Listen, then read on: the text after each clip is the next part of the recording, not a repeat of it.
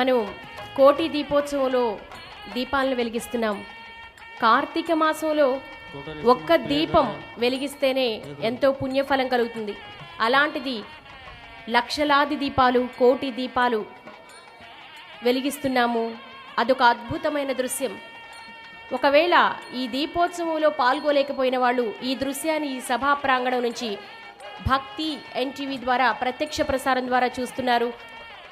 ఆ ప్రాంగణం, ఆ సభా వేదికని కానీ, ఈ దీపోత్సవాన్ని కానీ, ఆ కమనీయ దృశ్యాన్ని కానీ చూసిన వారికి అద్భుత ఫలితం కలుగుతుందని మనకు పురాణాల్లో చెప్పబడింది. అలాగే జగతిని జాగృతం చేసే చైతన్య కిరణాలు దీపకాంతి నుంచే వస్తాయి. అవి దీపం నుంచి ఆవిష్కృతమవుతాయి. కాబట్టి దీపం వెలుగునిస్తుంది. ఆ వెలుగు ధైర్యాన్ని ఇస్తుంది. ఆ ధైర్యం మనలో శక్తినిస్తుంది. ఆ శక్తి మనకు విజయాన్ని ఇస్తుంది. ఆ విజయం మనకి సంతోషాన్ని ఇస్తుంది. కాబట్టి ఈరోజు ఈ పవిత్ర క్రతువులో పాలు పంచుకున్న ప్రతి ఒక్కరూ కూడా ఈ కోటి దీపోత్సవం ద్వారా పునీతులు కండి. కార్తీక మాసం ఎంతో ఉత్కృష్టమైన మాసం. అన్ని మాసాల్లోకెల్లా మహోత్కృష్టమైన మాసం ఏదంటే కార్తీక మాసం అనే చెబుతారు పెద్దలు. ఎందుకంటే ఒక మాసం హరునికి ఇష్టమైతే ఇంకొక మాసం హరికి ఇష్టమవుతుంది. కానీ హరిహరులిద్దరికీ ఇష్టమైన మాసం ఏదైనా ఉందా అంటే అది కార్తీక మాసం అనే అంటారు. ఇలాంటి అనేక విషయాలను మనకి అనేక మంది పెద్దలు ఈ వేదిక నుంచి మనందరికీ అందించడానికి ఈ 15 రోజుల కాలాన్ని మనం సద్వినియోగం చేసుకుందాం వారి ప్రవచనాలు విని. ఇక సాంస్కృతిక కార్యక్రమాల్లో భాగంగా ఇప్పుడు శాస్త్రీ బృందం భజన కార్యక్రమానికి సిద్ధంగా ఉన్నారు. వారిని ప్రారంభించవలసిందిగా కోరుతున్నాం. శివుడు సంగీత ప్రియుడండి. శివ సాహిత్యాన్ని పొందాలంటే చాలా మంది విద్వాంసులు, పండితులు శివుణ్ణి స్మరిస్తూ ఉంటారు. అలాగే తమ సంగీతంతో తమ స్వరాభిషేకం చేస్తూ ఉంటారు. అటువంటి అద్భుతమైన స్వరాభిషేకం ఇప్పుడు జరగబోతోంది శివునికి. ఆ తర్వాత ప్రదోషకాల పూజ ప్రారంభమవుతుంది. ఆ అద్భుతమైన దృశ్యాన్ని భక్తి టీవీ ప్రేక్షకుల కోసం ఎన్టీవీ భక్తి ప్రత్యక్ష ప్రసారం ద్వారా అందిస్తోంది. ఇక్కడికి రాలేకపోయిన వాళ్ళు ఆ అద్భుతమైన దృశ్యాన్ని చూసి ఆ స్వామి కృపకు పాత్రులు కండి. ఓం నమః శివాయ.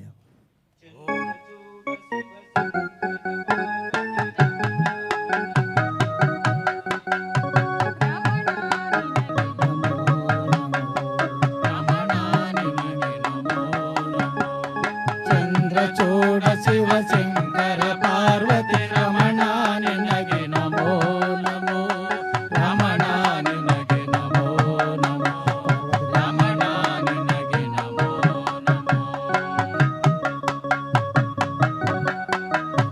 సుందర మృగధర పినాకదనుకర గంగాచర గజ చర్మాంబరధర చంద్రచూడ శివ శంకర పార్వతి రమణాని నగి నమో నమో, రమణాని నగి నమో నమో, రమణాని నగి నమో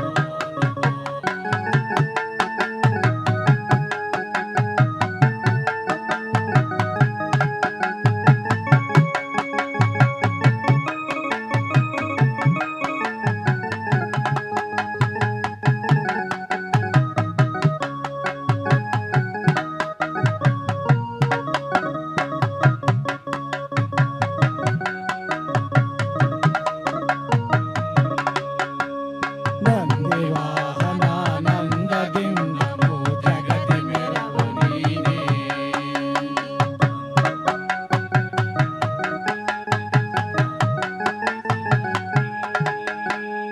అందు అమృత ఘట దిందు దిశ విష అందు కుశ నీవే.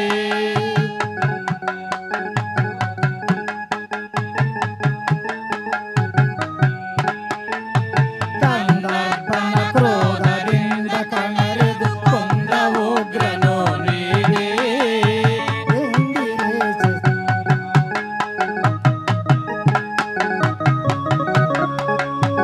ಇಂದಿರೇಶ ಶ್ರೀರಾಮನ ನಾಮವ ಚಂದದಿ ಪೊಗಳುವ ನೀವೇ.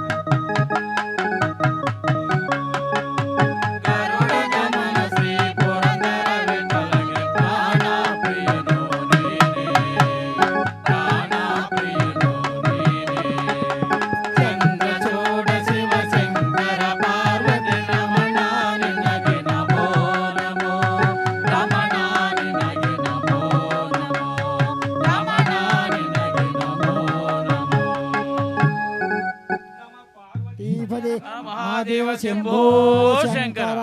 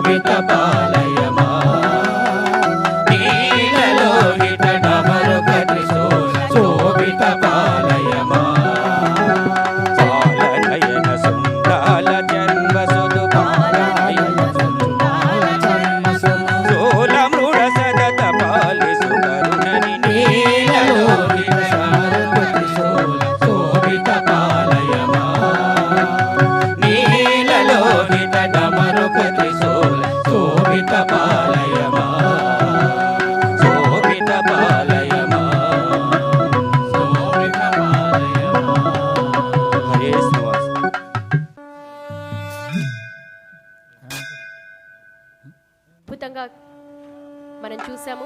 వారందరికీ కూడా ధన్యవాదాలు తెలుపుతున్నాం. నాదాన్ని వేదంగా భావిస్తాం. సర్వేశ్వరుడు సంగీత ప్రియుడని ఇందాకడే మనం చెప్పుకున్నాం. శివుడి ఢమరుక వాయిద్యం నుంచి వెలువడిన ధ్వనులే అచ్చులు హలులు అంటారు. అంటే అవే మన భాష సాహిత్యాలకు ఆధారం. ఈశ్వర సాన్నిధ్యం పొందడం కోసం సంగీతాన్నే సాధనంగా ఎంచుకున్న విద్వాంసులు ఎంతో మంది ఉన్నారు. ఇక ఈరోజు మన కార్యక్రమానికి విచ్చేసి మనందరినీ ఆశీర్వదించటానికి శ్రీ కాళహస్తి సుఖబ్రహ్మాశ్రమ ఉత్తరాధికారి శ్రీ సంపూర్ణానంద స్వామి వారు వేంచేస్తున్నారు. వారికి సాదర స్వాగతం పలుకుతున్నాం. శ్రీ స్వామి సంపూర్ణానంద శ్రీకాకుళంలో కొలువై ఉన్న సుఖబ్రహ్మాశ్రమ వ్యవస్థాపకులు. వారి అనుగ్రహ భాషణం అలానే వారి ఆశీర్వచనం మనందరికీ దొరకటం నిజంగా మన పూర్వజన్మ సుకృతం. శ్రీ కాళహస్తి సుఖబ్రహ్మాశ్రమ ఉత్తరాధికారి శ్రీ సంపూర్ణానంద స్వామి వారికి ఘనస్వాగతం పూర్ణ కుంభంతో మేళతాళాలతో సాదర స్వాగతం పలుకుతున్నారు ఎన్టీవీ చైర్మన్ నరేంద్ర చౌదరి గారు.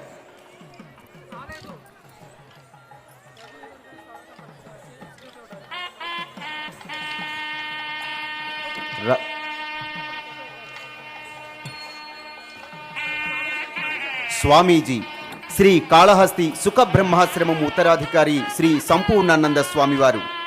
వారు విఖ్యాత ఆధ్యాత్మిక జ్యోతి. బాల్యం నుంచి జగద్గురు ఆదిశంకర రచనలు, వారి బోధనల పట్ల ఆకర్షితులైన స్వామివారు పరమహంస పరివ్రాజకులు రామకృష్ణుల వారు వారి శిష్యరత్నమైన స్వామి వివేకానందుల రచనలు, బోధలు ఆకలింపు చేసుకున్న స్వామివారు ఏర్పేడులోని వ్యాసాశ్రమంలో సుమారు పుష్కర కాలానికి పైగా వసించారు. అక్కడ ఒక స్వామీజీతో ఏర్పడిన పరిచయం స్వామివారికి మార్గదర్శనం చేసింది. అక్కడి నుంచి స్వామి వారణాసిలోని రాజభాష అయిన సంస్కృతాన్ని అభ్యసనం చేసి విద్యా వారధిని పట్టా పొందారు. నాటి నుంచి శంకర భాష్యంతో సహా పలు సంస్కృత గ్రంథాలను అధ్యయనం చేసి అనర్ఘరత్నాలనదగ్గ గ్రంథాలను పెక్కింటిని రచించారు. సుఖబ్రహ్మాశ్రమం ద్వారా దాదాపు దశాబ్ద కాలంగా తమ ఆధ్యాత్మిక వెలుగులను వ్యాపింపచేస్తూ వచ్చారు. సులభ శైలిలో వీరు రచించిన భగవద్గీత గ్రంథం అఖండ పాఠకాదరణ పొందింది. అవేగాక ఆదిశంకరుల సంస్కృతంలో రచించిన పలు గ్రంథాలకు తమదైన శైలిలో టీకా తాత్పర్యాలను అందించారు. వీరిని సన్మానించటం అంటే వీరిలోని ఆధ్యాత్మిక వాణికి నీరాజనం అర్పించటం వంటిదే. వారికి భక్తి టీవీ సాదర స్వాగతం పలుకుతోంది. స్వామివారి ఆశీర్వచనం మనకు లభించటం నిజంగా మన పూర్వజన్మ సుకృతం.